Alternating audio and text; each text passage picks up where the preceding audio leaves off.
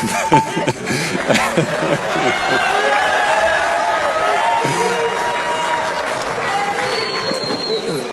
الحارس الممتاز اللي عنده الوالد تاعو جزائري والام تاعو مغربيه، تم خطفه من طرف الاتحاديه المغربيه لكره القدم.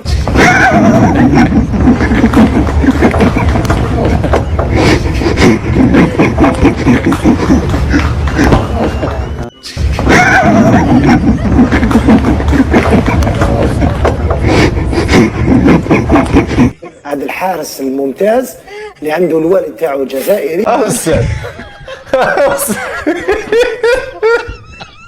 استاذ يا استاذ، هذا الحارس الممتاز اللي عنده الوالد تاعو جزائري وتيدير راسو مغربي وكذا، وتيبقى يجي لهنا ويبقى يلبس يلبس التوني ديال المغرب، ولكن بالرجوله عزيز عليه المغرب.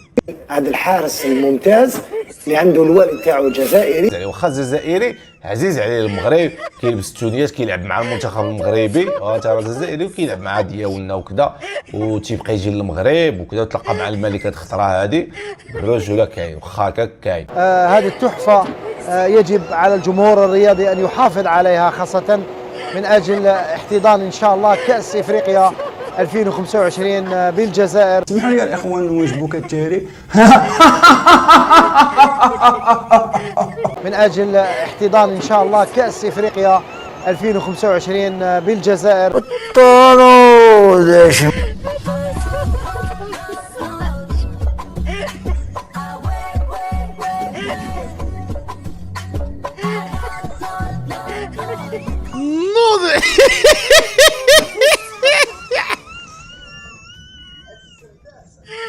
هذه زردة سانك ايوا.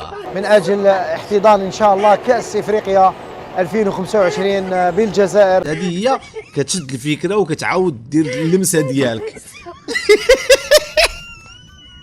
خوتي سالت الحلقه ديال اليوم، نتمنى تكون عجباتكم. الا عجبتك دير لايك للفيديو، بارطاجي الفيديو مع اصحابكم. تهلاو في ريوسكم، بعد ان شاء الله الحلقه الجايه يتوب عليكم.